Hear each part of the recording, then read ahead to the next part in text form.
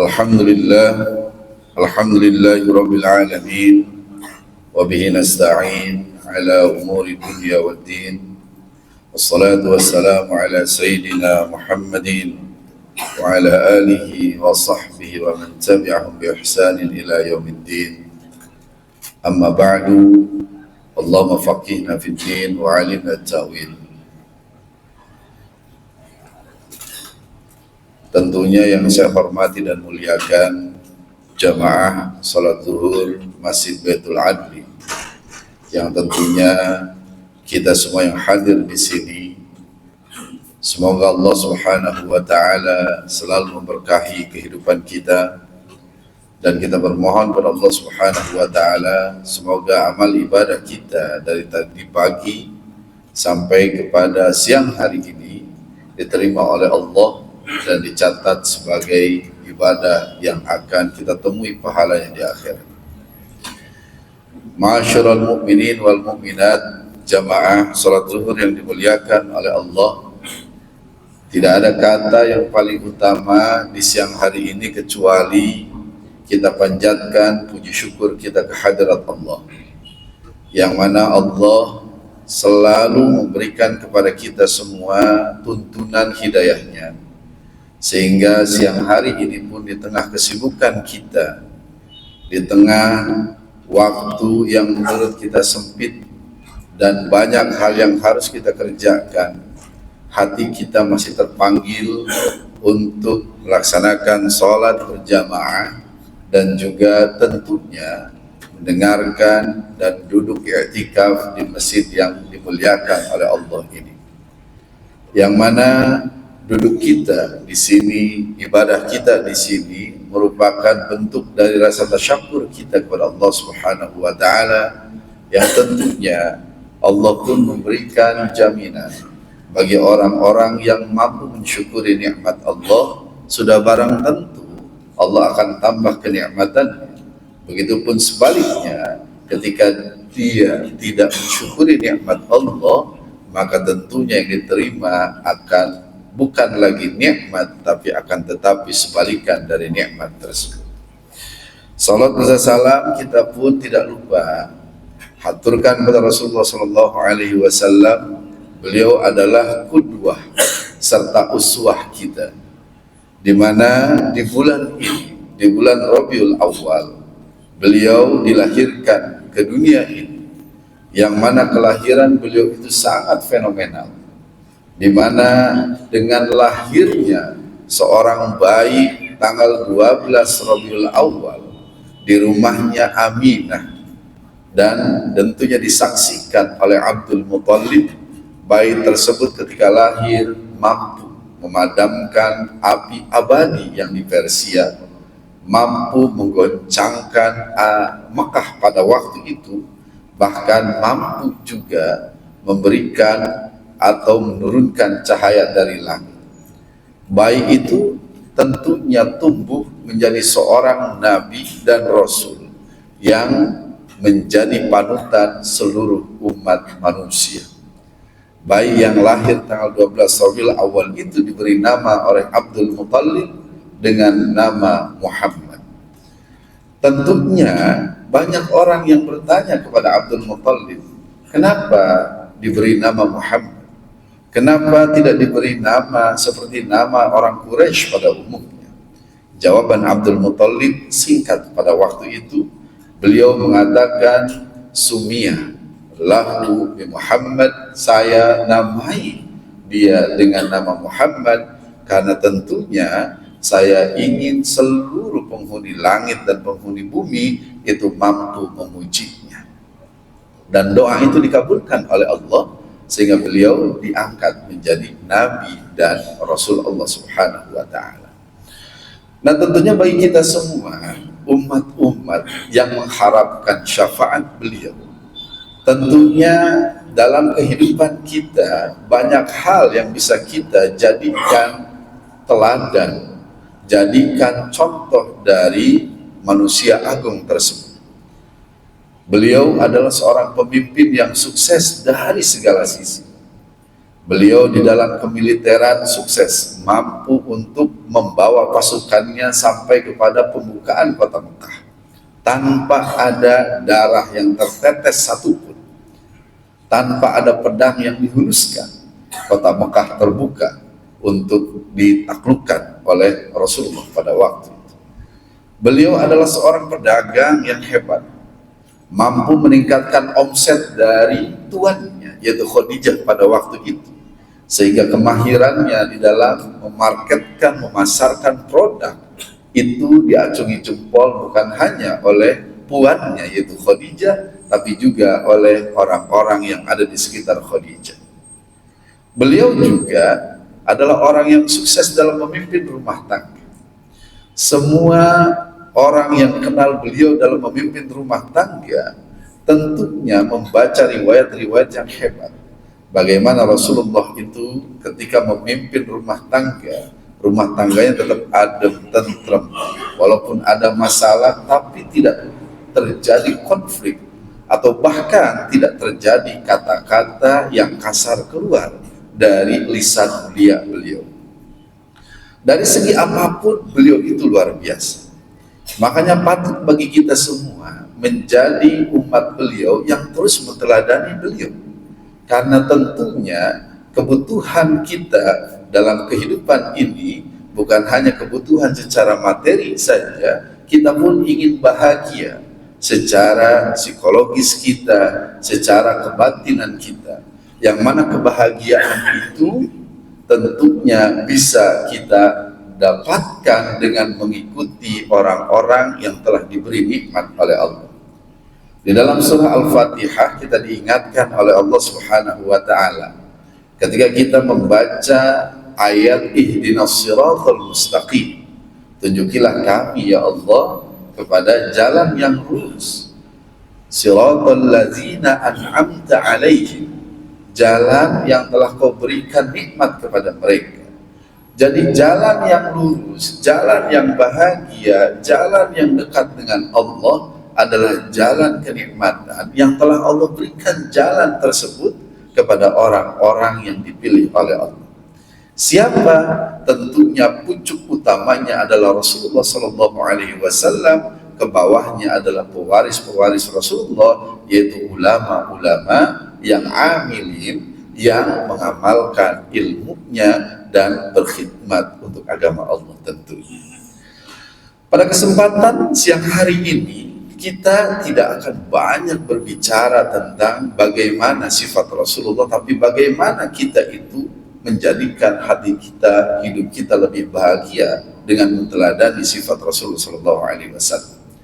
Tentunya hal pertama yang bisa kita teladani dari Rasulullah SAW adalah tentang penghambaan Rasulullah kepada Allah Subhanahu wa taala.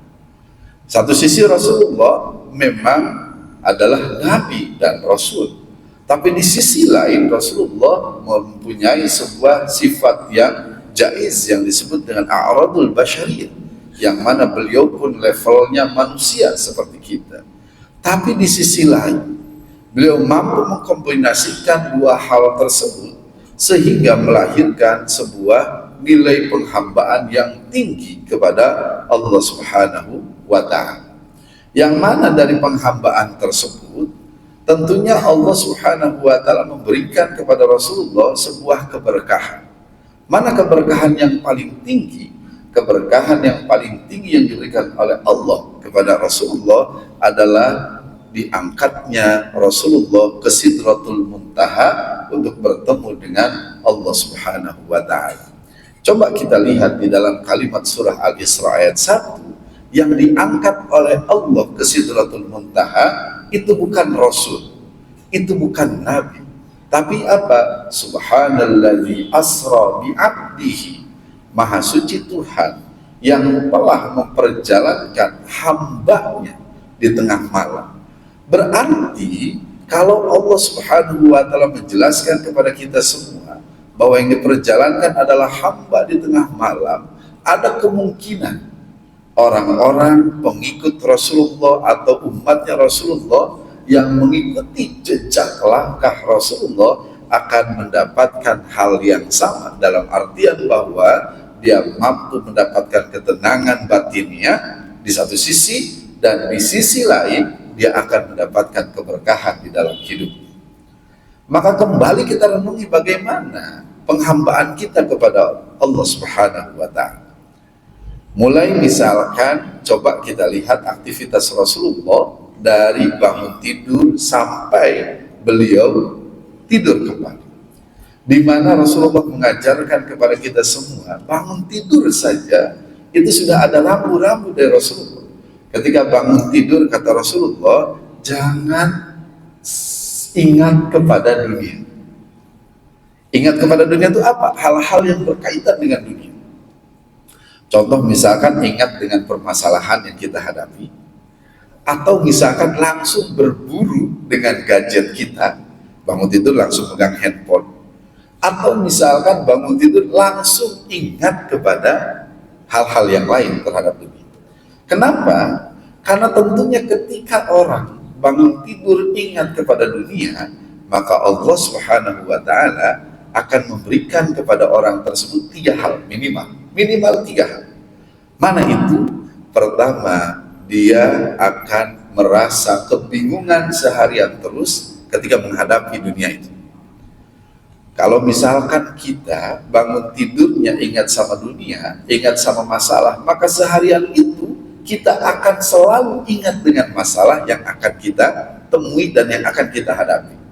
Sehingga yang terjadi apa? Yang terjadi adalah mental illness. Cepat sekali jiwa kita, psikologi kita, terlebih batin kita merasa lelah. Kadang-kala kita itu seperti itu. Kita sudah lelah duluan di pagi hari, kita sudah lelah, merasa capek duluan, kepala kita, batin kita. Diakibatkan oleh apa? Karena bangun tidur kita itu ingat kepada dunia, sehingga seharian itu kita akan dibingungkan, disibukkan dengan apa yang kita pikirkan di awal bangun tidur kita. Rasulullah ketika bangun tidur itu mengajarkan kepada kita semua sunnah-sunnah. Baik itu misalkan dengan duduk di pinggir tempat tidur, yang ini adalah salah satu sunnah Rasulullah. Makanya mohon maaf, banyak sekali kita temui, misalkan ada orang yang jatuh di kamar mandi, apakah karena buru-buru dia bangun tidur dan lain sebagainya. Dan menurut kesehatan pun ketika bangun tidur jangan buru-buru, duduk dulu di pinggir tempat tidur, seraya berdoa, doa bangun tidur dan tidak ingat kepada hal-hal dunia dulu. Di situ kita akan diberikan oleh Allah banyak hal ketika kita menghilangkan dunia dari pikiran kita di waktu kita bangun tidur. Yang terpenting adalah ketenangan jiwa yang akan kita dapatkan.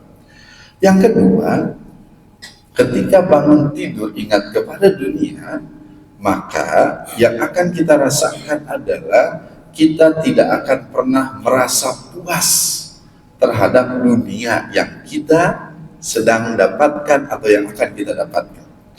Perasaan tidak puas itu apakah menyerang setiap orang? Tentunya iya, tapi lebih spesifik orang yang ketika bangun tidur itu ingat sama dunia, dia tidak akan pernah merasa puas tentang apa yang ada di genggaman dia, sehingga dia akan menghalalkan segala cara untuk mendapatkan apa yang belum dia dapatkan. Yang terjadi, bapak-bapak lebih paham dibandingkan saya, bagaimana kasus-kasus terjadi itu karena misalkan dorongan, atau bahkan mungkin karena tadi perasaan yang tidak pernah cukup terhadap dunia merongrong orang tersebut, sehingga jangankan yang makruh, yang haram pun dia sikat, bahasa kasarnya seperti itu. Itu diakibatkan karena apa? Karena bangun tidur dia itu ingat kepada dunia. Dan yang ketiga, selain dia kebingungan, selain dia merasa tidak cukup, tentunya ketakutan akan ditinggalkan terhadap dunia. Apakah kita merasakan 3 hal tersebut? Kalau hari ini merasakan 3 hal tersebut, mulai besok pagi bangun tidur kita rubah pola bangun tidur kita seperti yang diajarkan oleh Rasul. Mana yang pertama, duduk di pinggir tempat tidur, membaca doa bangun tidur, tidak lupa membaca surah Ali Imran ayat 191 sampai 194. Kenapa ayat itu direkomendasikan untuk dibaca? Karena kalau kita renungi isi kandungan surah Ali Imran 191 sampai 194 atau 190 sampai 194, di dalamnya ada hikmah besar, yang mana salah satunya adalah doa agar selalu kita dipanggil oleh Allah dengan panggilan keimanan, sehingga seharian itu jiwa kita akan terus terpaut dengan Allah Subhanahu wa Ta'ala. Ini baru bangun tidur saja, belum lagi aktivitas setelah subuh itu apa yang dilakukan oleh Rasulullah. Karena tentunya tidak bisa kita bahas semuanya di kesempatan siang hari ini. Semoga nanti di kesempatan yang akan datang kita bisa membahas ini lebih luas lagi, dengan tentunya kita ingin sehari bersama Rasulullah, di mana di dalamnya mulai aktivitas bangun tidur sampai tidur kembali kita mampu mengimplementasikan apa yang diajarkan oleh Rasulullah SAW. Maka diawali dari bangun tidur dulu, insya Allah ketika kita bangun tidurnya betul, benar, maka bahagia akan menyertai kita dan batin kita pun akan merasa tenang dan akan dijauhkan dari hal-hal yang membingungkan serta memberikan beban kepada pikiran kita. Mudah-mudahan Allah Subhanahu wa Ta'ala memberkahi segala langkah kita, menerima ibadah kita, dan terus memberikan kepada kita semua perlindungan dari orang-orang yang jahat, yang zalim, sehingga tentunya Allah memberikan kepada kita semua keselamatan di dunia dan di akhirat. Yang benar datang dari Allah, dan yang salah dari diri saya pribadi mohon dibukakan pintu maaf yang seluas-luasnya. Allahumma muwaffiq ila aqwamit thoriq. Assalamualaikum warahmatullahi wabarakatuh.